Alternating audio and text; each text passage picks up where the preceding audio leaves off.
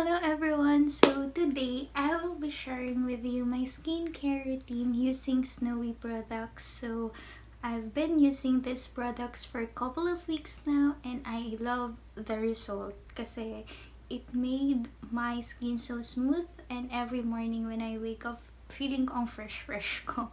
And right now I just got home. So guys, let's make sure that at the end of the day, let's wash our faces kasi from outside, nasagap na natin lahat ng usok, pollution. So, let's make sure to wash our faces before going to bed. And especially those who wear makeup. Kasi, makeups can clog our pores. So, clogging of pores can cause breakouts, which is a big no-no for everyone. So, let's make it a habit to wash our faces. And if you want to know more about my skincare routine using Snoe products, keep on watching.